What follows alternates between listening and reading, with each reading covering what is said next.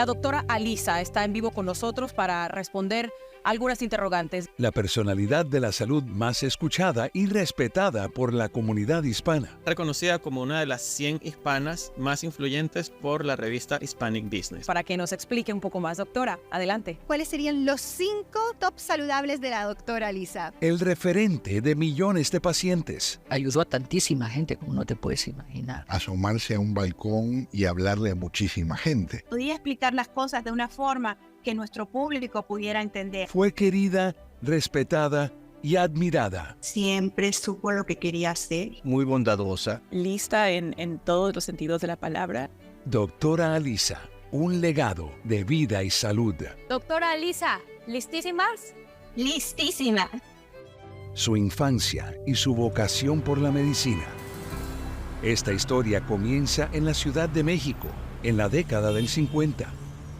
La doctora Alisa, o Lisi, como le decíamos en familia, nació en la Ciudad de México en 1951. Vivió en varias partes diferentes de la ciudad.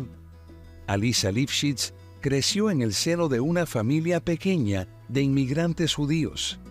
Su papá, Gregorio, su mamá Mitzi y su hermana Viviana, fue toda la familia. Su papá era originario de Kiev, en lo que en ese entonces era la Unión Soviética. Llegó a México a los 9 años de edad. Alisa y yo somos 2 únicas hermanas y éramos una familia muy unida.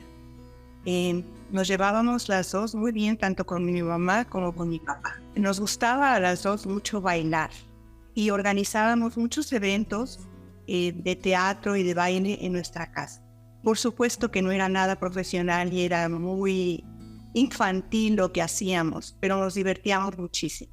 Desde chiquita era siempre todo perfecto. Es más, nos reíamos mucho porque mandé una foto en la que estamos como abejitas o en un show que íbamos a dar, así de bailarinas. Y en la foto se puede ver todo el grupo y bueno, la doctora Alisa con su perfecta posición en los pies, en el brazo.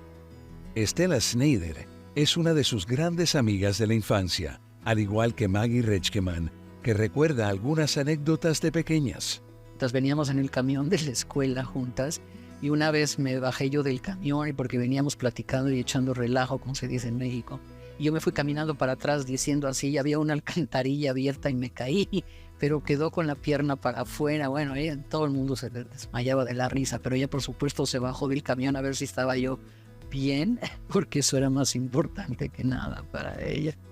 En ese entonces todos coinciden que a Alisa lo que más le importaba era ayudar a los demás. Originalmente pensó que quería ser bailarina. Eventualmente creo que su mamá la convenció de que esa no era una carrera, verdaderamente que podía durar mucho tiempo, y Lisi decidió que quería ser médica. Venimos de una familia que para esa época era muy avanzada. Tanto mi madre como mi padre pensaban que las hijas tenían que tener una profesión. Y siempre nos apoyaron muchísimo en nuestros estudios y nos dieron muchos ánimos y todo el apoyo posible para que lográramos lo que queríamos. Sin embargo, sus padres no estaban tan seguros de que la medicina fuera la elección correcta e intentaron desalentarla. Sentían que probablemente la carrera de medicina, que en ese entonces no era nada común para las mujeres en México, era una carrera que probablemente no terminaría, acabaría casada sin haber acabado su carrera, y hicieron una especie de trama para convencerla de que no debería de ser médico. Tenían un muy buen amigo de la familia, que era cirujano cardiovascular, y le preguntaron si invitaba a Lisi, que en ese entonces estaba probablemente en la secundaria, debe haber tenido 11, 12 años más o menos, a que lo acompañara durante una cirugía al hospital. Pensando que como la niña era un poquito quisquillosa, iba a ver sangre, iba a decidir que eso no era para ella. El doctor pasó por ella en la mañana, fueron al hospital y un par de horas después le habló la mamá de Lisi y le dijo que su hija quería hablar con ella. Lisa toma el teléfono y le dice muy emocionada a su mamá: «Mamá, no te imaginas lo que acabo de ver aquí. El doctor tiene 2 cirugías más. ¿Me puedo quedar el resto de la tarde con él?». Y los papás supieron en ese momento que estaba destinada a ser doctora. El destino profesional de Alisa estaba marcado. Sin embargo, ese camino no fue tan sencillo. Se acababa de inaugurar la escuela La Salle, la escuela de medicina en la Universidad La Salle en México. Ella fue de la primera generación. Había solamente 2 mujeres en la clase y las 2 mujeres tuvieron el primer y segundo lugar en la clase. Hizo su internado y su residencia en el Hospital de la Beneficencia Española en México, que era un hospital de monjas. Y me contaba que las monjas le hicieron la vida de cuadritos, porque era la primera mujer que había hecho internado en ese hospital. No estaban acostumbradas a tener mujeres en el hospital y se la pasaban diciéndole: ¿sabe usted, doctora, que el doctor tal y tal ya está casado? Pensaban que fue a buscar pareja. Y no fue así. Eventualmente se las ganó y acabó su residencia y su internado ahí.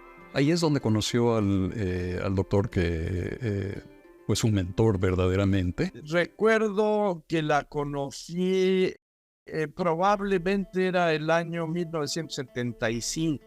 Pasó alrededor de año y medio en el hospital. Durante ese tiempo ella llamaba la atención que siempre estaba alegre, con una sonrisa, con una avidez por aprender que era impresionante.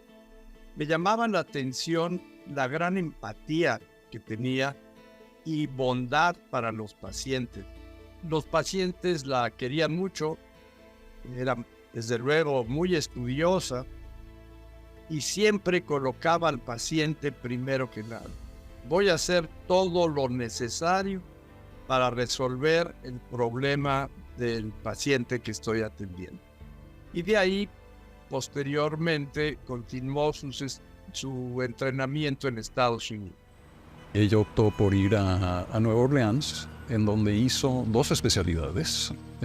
Hizo medicina interna en la clínica Ochsner y hizo farmacología clínica, que es el estudio de los medicamentos y sus interacciones, etcétera, en la Universidad Tulane. Después le ofrecieron un trabajo en los Institutos Nacionales de Salud, NIA, en Washington. Pero ella, para ese entonces su mamá se había enfermado de leucemia y se había mudado la familia a San Diego, California, para que ella estuviera en tratamiento en el Hospital Scripps, que era muy famoso por lo que tenía ella en ese entonces. Entonces Alisa optó, en vez de irse a la costa este, optó estar junto a sus padres en San Diego y hizo una tercera especialidad en la Universidad de California en San Diego, UCSD, en endocrino. La admiré mucho siempre. Tuvo una gran influencia en que yo decidiera ser médico también. De hecho, cuando Lizzie se fue a hacer su especialidad a la clínica Ochsner en Nueva Orleans, me dejó muchos de sus libros, su oftalmoscopio, el estetoscopio. Yo era estudiante de medicina en esa época, cuando ella ya se fue a hacer su residencia en Estados Unidos. ¿Cómo llegó Alisa a la televisión? En Estados Unidos, a comienzos de los 80, el destino le tenía preparado a Alisa un giro inesperado. La doctora entró a televisión por accidente. Nunca fue un interés particular de ella. Ella eventualmente se mudó de San Diego a Los Ángeles y estaba trabajando en una pequeña clínica en Westwood, en el área de UCLA. En este evento, en esta fiesta, de repente estábamos sentadas juntas y nos quedamos viendo. Y me dijo: ¿tú eres Stella Snyder? Le digo: sí. ¿Tú eres Alisa Lifshitz? Me dice: sí. Le digo: no. Y bueno, a partir de ese día nos volvimos inseparables nuevamente. Stella Snyder, que era psicóloga, muy frecuentemente la iba a ver a la hora de comer a la clínica. Se iban a comer a un restaurante enfrente, había una ensalada famosa que les encantaba. Cuando tenía espacio entre clases me iba yo a la clínica, la esperaba yo en la oficina si tenía algún break. etcétera, etcétera. Y bueno, padrísimo. Una amistad realmente para mí como una hermana. Y a Estela sí le interesaba mucho lo de los medios. Estela tenía muchas ganas de estar en televisión. Y de hecho hizo una carrera bastante larga en televisión. Y Estela un día llegó a la cita para la comida con Alisa y le dijo, oye, voy a hacer una audición aquí a unas 2 cuadras en un canal de televisión que apenas está arrancando, es KSCI, que va a tener un bloque de programación de 3 horas o 4 horas en español. Y están interesados en hablar conmigo para ir de psicóloga. Yo les dije, oiga, conozco una doctora que es, pero de veras sensacional, carismática, increíble, y decidieron entrevistarla y bueno. Hizo la audición, le ofrecieron su primer trabajo en televisión y quedaba a 2 cuadras de la clínica, del canal de televisión. Entonces ella les dijo, mire, encantada la hago, pero tiene que ser a la hora de comer porque yo trabajo. Y se iba todos los días, era 5 días a la semana, a la hora de comer se iba, hacía su segmento de 30 minutos, regresaba a la clínica. El resto es historia. Después de la estación KSCI-TV de Los Ángeles, llegó la cadena hispana Telemundo. Luego, en 1988, la cadena Univisión a nivel nacional, donde estuvo trabajando durante 2 décadas, tanto en televisión como en radio. Cuando las familias se reúnen, generalmente conversan acerca de muchas cosas, pero con frecuencia se olvidan de compartir información que es muy importante para la salud de sus hijos. Me refiero a los antecedentes médicos. Y es que la diabetes y otras enfermedades de sus padres u otros familiares pueden ser transmitidas genéticamente. Hicimos una campaña con el American Cancer Society. Y la doctora Lisa ya para ese entonces no nomás estaba escribiendo su columna en nuestro periódico, sino también tenía su programa de radio, tenía su programa en Univisión. Y hicimos una campaña en conjunta, con radio, con televisión y con los medios impresos del área. Y me acuerdo que la presidenta de la Sociedad Americana de Cáncer, ella decía, pues no, que los latinos no se interesan, no van a llegar a ninguna feria, no se van a preocupar, no sabemos llegar a ellos. Y la doctora Alisa fue la que encabezó esta campaña para educar a la comunidad latina. Y llegaron cientos y cientos de personas, porque la doctora Alisa, sabiendo utilizar los medios, pero más que nada tenía ese poder de convocatoria. La gente confiaba en ella. Una capacidad enorme para comunicar cosas difíciles de una manera fácil. Que eso no abunda. Una persona con los conocimientos para hablar 1 hora de corrido de un tema y la capacidad de resumirlo en 2 minutos. De ir directo a lo que se necesitaba, decirlo de una forma que la gente no tuviera que estar buscando en el diccionario a ver qué quiso decir esta mujer, hacerlo de una manera concisa. No había forma de aburrirse con ella, porque además intercalaba una anécdota, te pintaba algo de un caso que tuvo que atender un tiempo antes. Como explicaba todas las cosas de una forma entendible para el público en general, sentían como que la doctora Alisa es mi amiga, además de mi doctora, además de traerme la información más pertinente donde yo aprendo cosas que tal vez no puedo aprender cuando voy al médico. La diabetes tipo 2 es una condición muy prevalente entre los hispanos y con la que yo personalmente he luchado. Y para explicarnos más, tenemos como invitada hoy a mi endocrinóloga, la doctora Lisa Lipschitz, desde Los Ángeles. Bienvenida, doctora. Explíquenos, por favor, qué sucede en el cuerpo de un diabético que lo pone a mayor riesgo de sufrir un caso grave o hasta morir por el coronavirus. Encantada de estar contigo, Mirka, con muchísimo gusto. Bueno, lo que sucede es que el coronavirus ataca al corazón, a los pulmones, a los riñones, que básicamente son órganos que ya están debilitados en los diabéticos y además mata a las personas mayores, a los hipertensos, a los obesos, que son condiciones que los diabéticos también padecen. Y algunos de sus programas se convirtieron en memorables. La primera vez que yo la vi en televisión, yo todavía no trabajaba en Univisión, que la vi en un show de Cristina, cuando ella estaba empezando a salir lo del SIDA, el HIV. Decidió un día que lo que tenía que hacer era mostrarles a todos sus televidentes la forma correcta de usar un condón. Porque si no se usaba correctamente, no era eficaz en contra del SIDA. Entonces, ella armó un segmento de casi 6 minutos usando un plátano. La verdad que tomó un tema que era tabú en ese entonces, donde la gente no hablaba de SIDA y todo lo que tenía que ver con ese tema. Y Alisa, como digo, por su manera de ser, nos ayudó a enfrentar algo que realmente le teníamos mucho miedo. Y pues yo me acuerdo de esa campaña muy claramente. En donde enseñó cómo se usaba correctamente un condón para que sellara perfectamente bien, para que no hubiera peligro. Y me acuerdo que el camarógrafo puso a la cámara y la doctora empezó a hablar, empezó a demostrar cómo se hacía esto, y el camarógrafo se sentó en el sofá y se quedó viéndola. Así. Y cuando acabó la doctora de grabar, él le dijo, me encantó el segmento, dice, pero en Univisión jamás lo van a pasar. ¿Por qué no grabamos otra cosa? Y Alisa le dijo, si grabamos otra cosa, es decirles que tienen razón y que no deben de pasarlo. No vamos a grabar otra cosa. Este es el que vamos a mandar para esta semana. Y llegó a Univisión y efectivamente todo el mundo estaba escandalizado y qué vamos a hacer y todo lo demás. Entonces decidieron que lo iban a pasar, pero iban a pasar advertencias de tema sexual, todo lo demás. Obviamente lo que eso hizo es que incrementó los ratings del segmento dramáticamente, porque todo el mundo quería saber qué es lo que estaba haciendo la doctora Alisa.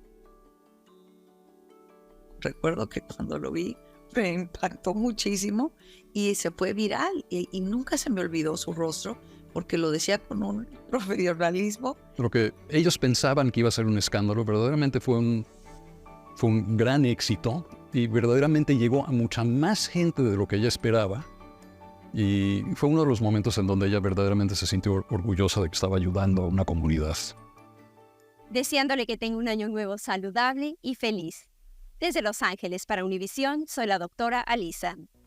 Sus compañeros de trabajo la recuerdan siempre como una gran profesional, seria, metódica, además de carismática y empática, siempre preocupada por la salud de los otros. Tuve el privilegio de trabajar con ella en un proyecto que se llamó Radio Única, que era una cadena de radio en todo Estados Unidos. No nos veíamos, era simplemente la radio de costa a costa. Ella estaba en Los Ángeles, yo estaba en Miami. Pero cuando mira, tú puedes estar sentado al lado de una persona y los dos poner lo mejor de sí, si no existe química, es muy difícil. Y con ella fue casi de inmediato. Era algo que yo me daba mucho gusto cuando me tocaba presentarla y poder conversar. Tú no te puedes imaginar cómo los oyentes esperaban ese segmento. Era una cosa que nosotros anunciábamos. Ya venimos con la doctora Alisa y aquellas líneas se llenaban. Una vez estábamos haciendo una locura de hacer un programa de televisión que una gran amiga de nosotros quería hacer. Entonces, pues para allá fuimos, la doctora Alisa y yo, etcétera, fue a Los Ángeles. Y había cosas en la escena que eran simpáticas. Y ella me miraba y yo la miraba. Y le dije, ¿tú vas a hacer eso? Y yo, bueno, eso es lo que dice el libreto. Como ella hacía, eso es lo que dice el libreto. Y yo, ¿tú te atreves? Y bueno, si hay que hacerlo, lo hacemos. Y ese momento de saber que yo tenía no una competidora conmigo, sino una amiga, una persona que te decía, yo también tengo mis dudas de lo que vamos a hacer, porque era completamente fuera de lo que era de psicología y de medicina. Pero lo hicimos. Y te puedo asegurar que la risa de ella es lo que más que nada me alimentó a seguir adelante, porque su risa era contagiosa. El nivel de paciencia que tenía con todos sus radioescuchas era una cosa impresionante. A veces le hacían preguntas que yo decía, pero es que es un ángel, porque la manera que responde, cómo les escucha, que habían preguntas que tú decías, ¿cómo es posible que le hagan estas preguntas? Todas las preguntas las atendía con mucho cariño, con mucho respeto. Tenía muchos conocimientos. No era una persona que lo leyó en un libro. No solamente eran conocimientos de universidades, de estudios superiores que tuvo además, sino que siempre estaba aprendiendo lo último que había en la medicina y lo repartía con todos los que la veían.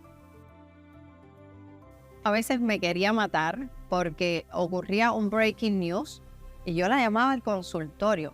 Doctora, la necesito que salga al aire ya. Pero Sachari, ¿cómo es posible? Yo estoy en consulta con mis pacientes, ¿cómo tú me vas a hacer eso? Claro, nunca alzando la voz, nunca de mala manera. Me decía, para la próxima, por favor, tienes que hacerlo con tiempo porque mis pacientes tienen prioridad para mí. Me decía, doctora, que es un breaking news, yo no puedo avisarle, yo no sé cuándo va a pasar algo. Por ejemplo, cuando el 911, la doctora estuvo ahí constantemente y la cosa más loca era que se tenía que ir preparando a medida que iban saliendo reportajes y combinaba los pacientes con salir al aire y te digo, lo hacía de una manera muy dulce y explicaba muy bien. Si un niño de 9 años venía escuchando la radio, la doctora Alisa explicaba de una manera que ese niño no se iba a sentir excluido, sino más bien incluido y que iba a poner atención y iba a prestar atención. En 2008, decidió dejar Univisión para crear junto a su marido la plataforma Vida y Salud, que llegó a tener más de 3 millones de visitas mensuales y que luego se asoció a la cadena HITN. Estás viendo Vida y Salud. La idea era que en ese entonces, básicamente la única forma en que los latinos en Estados Unidos pudieran conseguir información médica era en estos pequeños segmentos de radio y televisión que existían. Y se nos ocurrió que verdaderamente sería muy útil tener algo parecido a lo que es WebMD en inglés, en donde la gente pudiera a cualquier hora, si tuviera una duda, si tuviera un problema, si tuviera una emergencia, podía entrar en línea y encontrar información sobre cualquier situación. Varios años después nos juntamos con HITN y nos pareció que verdaderamente era la organización correcta para asociarse con nosotros, ya que era una organización sin fines de lucro. Y lo que a nosotros nos interesaba era educar al público hispano, darle información para que se pudiera comunicar más fácilmente con sus médicos. Generalmente el colesterol elevado en la sangre no causa síntomas hasta que existen complicaciones como ataques al corazón. Millones de personas padecen de insomnio o no duermen bien. ¿Sabe qué, doctora? Personalmente le digo, yo hace 6 años no me paro en un gimnasio. Todo el ejercicio lo hago al aire libre. Lo que te funcione, que puedas hacer regularmente. Y si te gusta, todavía mejor, porque lo vas a hacer. HITN después tomó la marca de Vida y Salud y también lo convirtió en un programa diario de televisión, con la doctora como la editora en jefe del programa. Y esa asociación sigue hasta hoy mismo. Hola, soy la doctora Alisa. Tú y yo hemos recorrido juntos por más de 20 años un camino de salud y bienestar. Me has acompañado en distintas etapas de mi carrera y juntos hemos construido una comunidad que se esmera por sentirse bien y por tener una vida mejor. Ahora iniciamos una nueva etapa. Vida y Salud se convierte en un programa diario de 2 horas de duración. ¿Cómo era Alisa?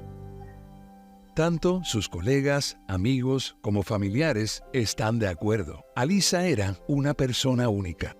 No había 2 o 3 Alisas diferentes. Alisa era Alisa. Era exactamente la persona que todo el mundo veía en la televisión. La doctora que veía pacientes en su consultorio. La amiga, la esposa. Era Alisa. Era una persona dedicada a los demás.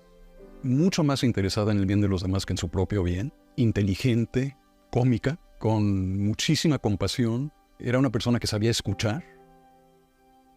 Una mujer encantadora, una dama de gran nivel personal y profesional. Siempre fue una mujer que se presentaba tan lindo, siempre estaba vestida, arreglada. El pelo no salía de la cabeza, vaya, todo era perfecto en ella. Y lo que yo más me recuerdo de ella es su sonrisa y su risa. La risa de ella te hacía reír. Una persona única que no solo ayudaba a la gente durante su participación al aire. Entonces, cuando yo la veía en Primer Impacto, yo pensaba que era una modelo que habían contratado por bonita para salir en tele, que no era doctora. Hasta que un día coincidimos en Univisión, me sentía súper mal y ella me escuchaba toser y me dijo, pues me permites, puedes venir un momentito, porque era una mujer muy dulce y muy atenta, y creo que esa era la cualidad de, era tan amorosa, una doctora especial. Y así fue mi primer contacto con ella y me convertí en su paciente. Habían momentos en que decía que ella trabajaba para pagarle a su secretaria, porque pasaba tanto tiempo con los pacientes que tenía que limitar el número de pacientes que veía al día. Simplemente solo habían 12 o 14 horas de trabajo al día, pero no estaba dispuesto a dejar de hacerlo por la gran satisfacción que eso le causaba. Yo me mudé en el año 2013 y yo necesitaba un doctor. Y entonces pensé, pues, ¿quién mejor que la doctora Lisa, que la famosa doctora Lisa? La busqué, la llamé y me dijo, Mirka, por supuesto, me encantaría. Y ahí ya nos conocimos mucho más. Yo, de hecho, en ese momento, pues, yo traía un cuadro con diabetes. Y fue ella, o sea, logrando realmente tener una dieta buena, baja en carbohidratos, etcétera, que eventualmente me dijo, ¿sabes qué? Ya realmente y técnicamente no tienes diabetes. Así que fue la doctora Lisa la que me dio esa buena noticia y la verdad que ahí fue donde la pude conocer mucho más. Definitivamente, Mirka. Y aunque la diabetes no se cura, sí se pueden bajar los niveles a niveles normales y se puede vivir una vida perfectamente normal, incluso sin medicamentos. Tuve la suerte de que fuera mi doctora durante un periodo hasta que ella terminó con su práctica y fue maravilloso. O sea, me podía yo dar cuenta de su generosidad y de su altruismo y de su inmenso conocimiento y ganas de ayudar a la comunidad. Es una mujer ejemplar, admirable, en muchos sentidos. Como persona, es una mujer que siempre llevó una brújula en el bolsillo muy importante, que era una manera de orientarla hacia la ética, hacia la justicia, hacia el bien común. Una mujer totalmente dedicada a su profesión, con un amor por sus pacientes, pero con un respeto impresionante hacia ellos, hacia lo que hacía. Y realmente ella fue una de las doctoras más entregadas que yo he conocido en mi vida. En su deseo de ayudar, escribió por lo menos un par de libros que ella me hizo llegar, que era, el primero era La mamá sana, el segundo, El bebé sano, y fueron bilingües en español y en inglés. Yo creo que fue un gesto de extraordinaria bondad y de mucha ayuda para la población. Carl, el amor de su vida. Sus pacientes narran cómo Alisa los quería y consentía, pero el gran amor de su vida fue Carl Kravitz, con quien compartió más de 30 años de vida y quien la acompañó en todas sus aventuras. En 1985 yo decidí venir a Estados Unidos y buscar trabajo dentro del mercado hispano en agencias de publicidad como creativo. Cuando llegué a Los Ángeles, Sarita y Pepe decidieron que yo ya estaba de buena edad para casarme y que yo iba a ser su proyecto. Y me presentaron a una linda doctora, a Lisa Lipschitz. Me invitaron a cenar a su casa. Fue cómico porque a mí me invitaron a llegar a las 6:30 y me dijeron que por favor fuera muy puntual. No me dijeron por qué. Llegué a las 6:30, me sirvieron un tequila, cacahuates, otro tequila, más cacahuates, un tercer tequila, más cacahuates, y finalmente a las 8:30 de la noche decía yo, ¿por qué le surgía que llegara yo a las 6:30? ¿Qué es lo que está pasando aquí? Y en eso suena el timbre y llega Lisa, disculpándose porque tuvo pacientes y apenas estaba pudiendo llegar para cenar en ese momento. Entonces la habían invitado. Yo ya tenía 3 tequilas dentro la primera vez que vi a la doctora. Aún así decidí en ese momento que era la mujer con quien me iba yo a casar. Pero no fue tan sencillo convencerla. Estuvo de acuerdo que volviéramos a salir el siguiente fin de semana. Y ahí es donde verdaderamente caí. Salimos a cenar a un restaurante italiano muy romántico en la sección de Venice, de California. Y acuérdense que esto era años antes de que existieran los teléfonos celulares. Y todos los doctores cargaban un beeper. Y si sonaba el beeper, tenían que ir a buscar un teléfono público y meter monedas y todo lo demás para comunicarse y ver de qué se trataba. Bueno, nosotros estábamos en este restaurante muy romántico y ella tenía un paciente de gravedad esa noche. Y durante el transcurso de la cena, 6 veces sonó su beeper y se tuvo que parar y ir a buscar el teléfono junto al baño de las mujeres y meter monedas y hablar y todo lo demás. Y ella estaba convencida de que jamás la iba yo a volver a invitar a salir porque había sido un desastre esta cena. Lo que ella no sabía es que yo estaba viéndola diciendo, Dios mío, esta mujer está salvando vidas. ¡Qué increíble mujer! Y básicamente ninguno de los dos volvió a salir con nadie más desde esa fecha. Los amigos y conocidos de ambos fueron testigos de ese amor tan profundo. Un hombre que la duró por toda la vida. Los dos eran enamorados y se querían mucho. Carl siempre me impresionó en una manera muy positiva, siempre como trataba a Lizzie, con mucho cariño. Carl fue muy buen compañero, siempre la apoyó en todo lo que hizo. Es una persona muy inteligente, muy culta, y desde que se conocieron fue un gran apoyo para ella, definitivamente. Usaba una expresión, decía que éramos como uña y mugre, que estábamos pegados constantemente, y sí, hacíamos todo juntos, actividades comunitarias, hicimos trabajo de voluntarios en Bolivia, viajamos por todo el mundo. Sus sobrinos, su familia. Carl y Alisa no tuvieron hijos, pero sí tuvieron sobrinos y una familia a la que acompañaron siempre. Nosotros, por razones personales y médicas, no tuvimos familia, no tuvimos hijos propios. Entonces, en cierta manera, éramos como los padrinos verdaderamente de Tanya y de Eric. Fuimos muy cercanos a ellos. Fue una relación súper cercana. Y en cierta manera son los hijos que nunca tuvimos.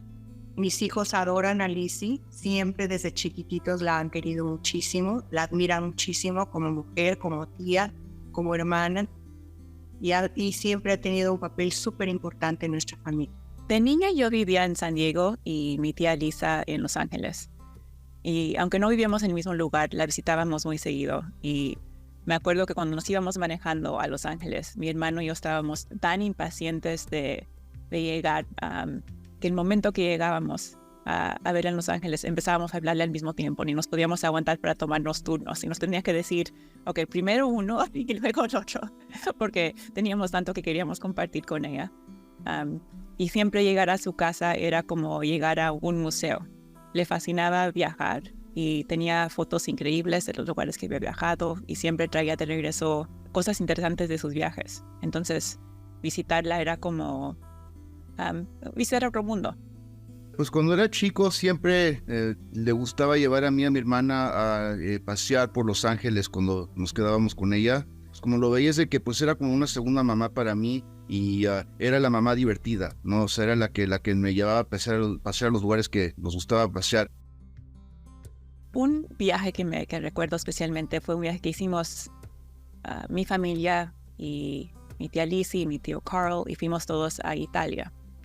Y resultó que las fechas en las cuales íbamos a estar en Italia correspondía a Pesach, que es una fiesta muy importante judía.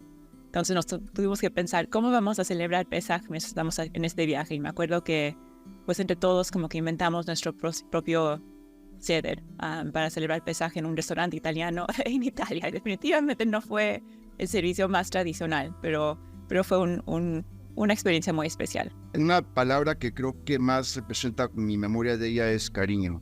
Y yo sí sentí que en muchos respectos me trataba a mi hijo como una hija y a mis hijas como sus propias nietas. Aunque hay quienes dicen que Alisa tenía otro hijo al que le dedicaba la mayor parte de su tiempo. Ella realmente se entregó totalmente a la medicina y a ayudar a la gente. Y eso es lo que realmente quería hacer con su vida. Así que yo creo que se sintió muy satisfecha de eso. Última etapa: pandemia, enfermedad y muerte. Durante los últimos años, la doctora Alisa Lifshitz estaba en plena actividad, escribiendo libros, dirigiendo vidaysalud.com, que se convirtió en la mayor fuente de información médica en español cuando la vida le presenta un gran reto. Ella vio que algo estaba mal en uno de sus análisis de sangre y checó con la doctora que eventualmente fue su oncóloga para ver qué es lo que estaba pasando. Y descubrieron que tenía un muy pequeño tumor. Ese pequeño tumor, sumado a la mutación BRCA que la doctora sabía que tenía, la llevó a tomar medidas extremas. Ella dijo, no, esto significa que probablemente tenga yo el riesgo de que esto se complique más adelante. Y dice, entonces, ella se hizo hace casi 8 años una mastectomía doble. Se quitó los 2 senos. Y se hizo análisis, vio a médicos aquí en Los Ángeles y también fuimos a Nueva York. Y le dijeron que ya no había nada que hacer, que estaba curada, ya no había ninguna seña del cáncer, no se tenía que hacer ni quimio, ni radiación, ni nada. Sin embargo, en septiembre de 2019, poco antes que el mundo fuera asolado por la pandemia de COVID-19, le llegó la noticia que no esperaba. Algo estaba mal con el hígado, no sabía por qué, pero los números, yo no soy doctor, no sé exactamente qué significan todos los números, pero algo estaba mal con su análisis del hígado.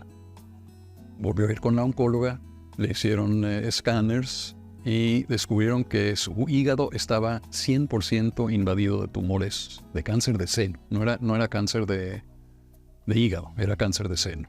Había hecho metástasis al hígado y posiblemente también a la espalda, a la espina, en la espalda un tumor muy pequeñito. Entonces hubo recurrencia, hubo metástasis, a pesar del hecho de que se había quitado ambos senos, y ya estaba en etapa 4. O sea, esto ya no era curable, era manejable, pero no curable.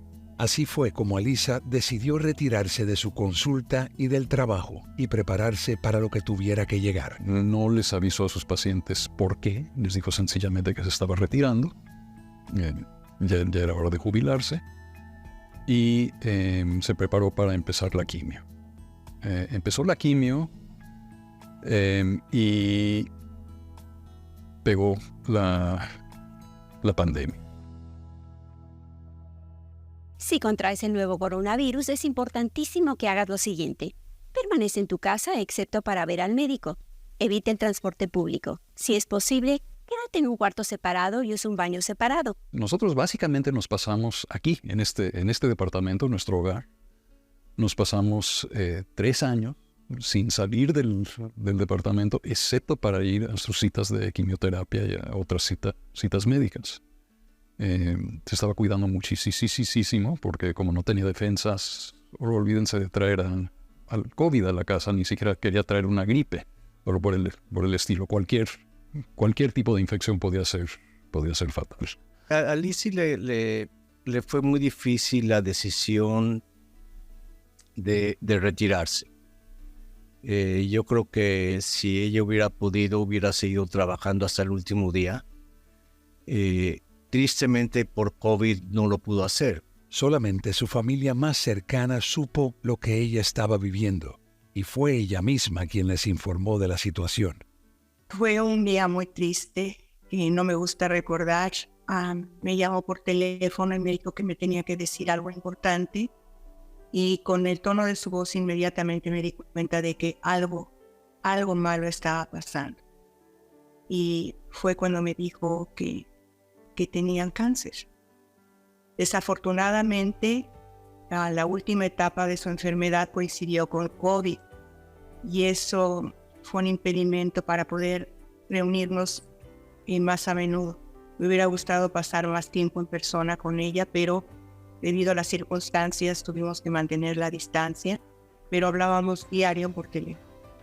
Su actitud en ese periodo fue realmente increíble, porque creo que aunque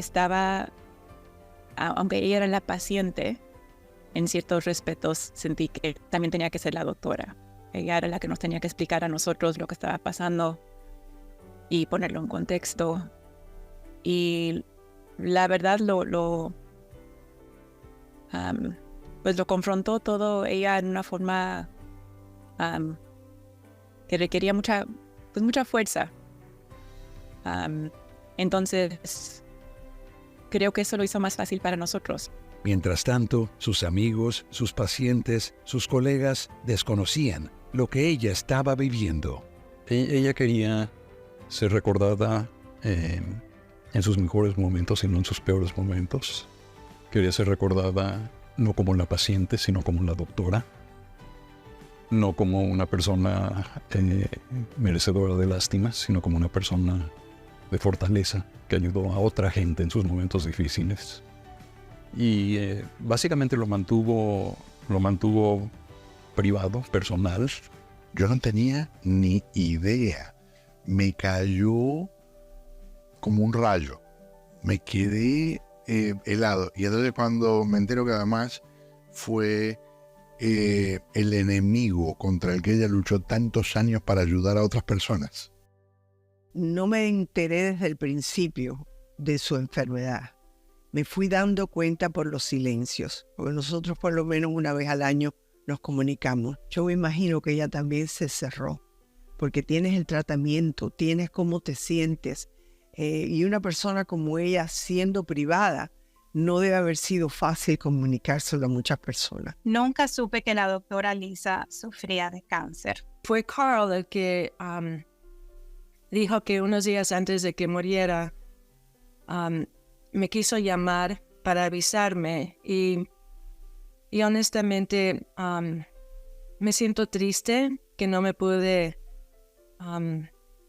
despedirme de ella, pero como digo, una vez en tu corazón, siempre está en tu corazón. Pese a lo cual, seguía trabajando. Y ella se mantuvo muy ocupada, haciendo segmentos acerca del COVID, acerca de la pandemia. Siguió, aun cuando ella estaba súper enferma, siguió ayudando a educar a la gente, a sacar información. Básicamente escribió 2 artículos semanales hasta que 4 o 5 semanas antes de fallecer, me dijo, ya no me puedo concentrar, no me están saliendo. Tengo que dejar de hacerlo. O sea, ella trabajó hasta que pudo. Y en noviembre de 2022, cuando la última quimioterapia no tuvo ningún beneficio, platicamos y ella con mucha entereza dijo que lo que quería era, cuando llegara el momento, morir con dignidad y no morir en un hospital, en una terapia intensiva. Y así fue, o sea, ella murió en casa. Llegó un momento en que ya no había nada más que hacer y dijo, voy a vivir con entereza lo que me queda. En la última semana de su vida pasaron 2 cosas que asocio con ese momento. Lo que quiso hacer en ese momento fue llamarme a mí por teléfono, llamarle a mi hermano por teléfono y llamarle a mis papás. Y estaba yo en una junta de trabajo y recibí un mensaje de text de mi tío que decía que mi tía Lizzie me quería hablar. Y pues le dije a la persona con quien me estaba juntando, perdón, pero tengo algo importante que tengo que hacerlo inmediatamente. Y le hablé por teléfono y estoy muy contenta que lo hice porque pude hablar con ella por unos cuantos minutos y fue una conversación en la cual nos dijimos que nos queremos mucho. Y fue su forma de despedirse. Fue el miércoles, antes de que se murió ese sábado. Y la otra cosa es que yo pasé mucho de esa semana pensando cómo poder tratar de comunicarle a ella lo importante que había sido para mí.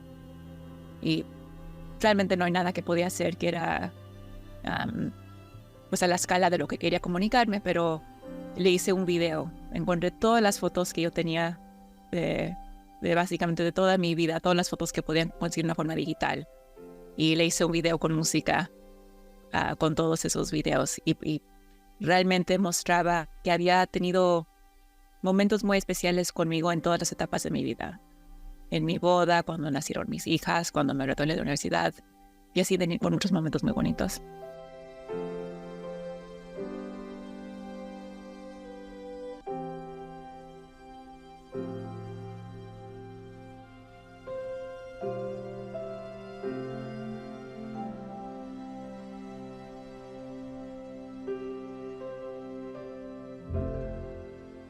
Pues Carl nos llamó y nos dijo que el momento se acercaba y lo que hicimos fue ir hacia allá, ir a Los Ángeles. Y llegamos, estuvimos allá como 3-4 días antes de que Lizzie falleciera. De nuevo, no pudimos verla físicamente, eso es lo que ella pidió, y Carl nos informaba la situación como estaba sucediendo. Y Carl fue el que nos avisó por teléfono.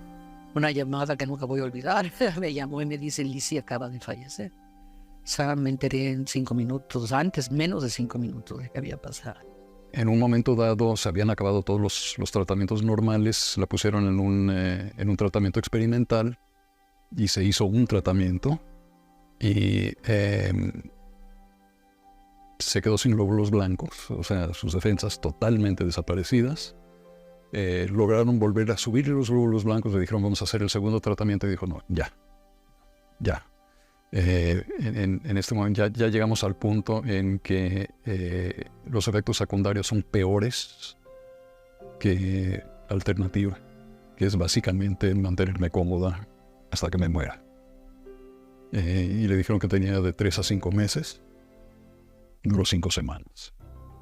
La doctora Lisa ya no está físicamente entre nosotros, pero su recuerdo y su legado permanece. En definitiva, ¿quién era la doctora Lisa? Era una persona dulce, una persona que sabía escuchar. Así era ella, era una luz, verdaderamente. La doctora Lisa para mí fue un ejemplo de mujer, de profesional, de doctora y de amiga. Como doctora tenía muchísima compasión hacia todos los individuos con quien trataba, pero al mismo tiempo podía pensar en una escala más grande. Podía pensar en la escala de cómo podía ayudar a la comunidad hispana en general. Definitivamente la doctora Alisa Lifshitz representó la voz del pueblo, de su comunidad.